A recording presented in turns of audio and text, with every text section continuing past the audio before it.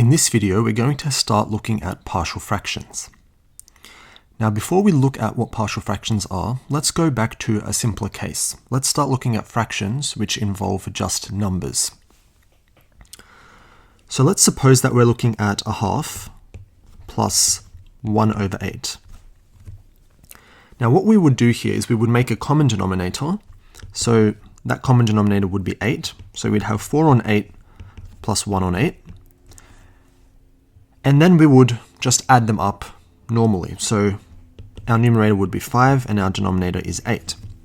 And in a similar way, we can do the same thing with fractions of functions.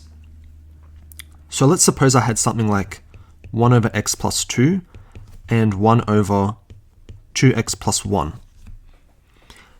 What we would do is we'd make a common denominator, and then we would just add our fractions up in the same way that we did with the normal fractions. So our common denominator would be x plus 2, 2x plus 1. And on top we would have 2x plus 1 plus x plus 2. We can tidy that up a little bit, and we would get 3x plus 3 divided by x plus 2 into 2x plus 1. And so we've taken two fractions and we've sort of tidied it up a little bit and brought it all together and made it into one fraction. And this is usually something that's going to be beneficial to do. However, when we're dealing with integration, it should be obvious that the left-hand side is much more easier to integrate than the right-hand side.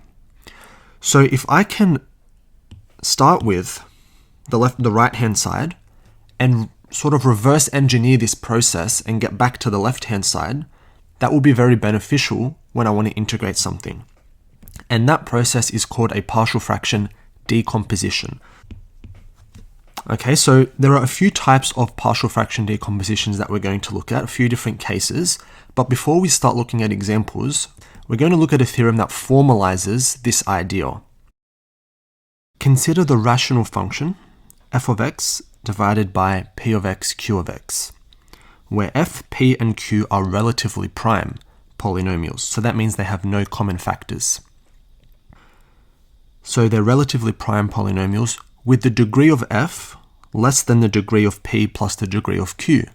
Now that bit just means that the degree of the numerator is less than the degree of the denominator.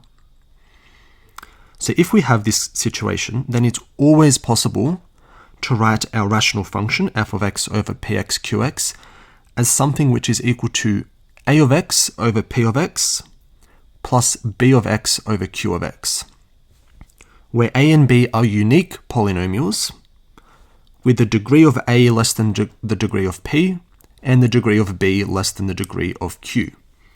So let's try to simplify that a little bit. We've already said we have a rational function, which means there's no square roots or anything like that. The numerator has a degree which is less than the denominator, and there are no common factors between any of the terms. If we have that situation, then we can split up that rational function into smaller fractions. So we have a of x over p of x, and b of x over q of x. Okay, and it says that the degree of a is less than the degree of p, and the degree of b is less than the degree of q, which again means that the degree of the denominator is larger than the degree of the numerator. But we also have that a and b are unique, which means there's only one way of decomposing this rational function. It's unique, there's only one way. Okay? Now in the future, in later videos, we're going to see examples of how to actually do this decomposition.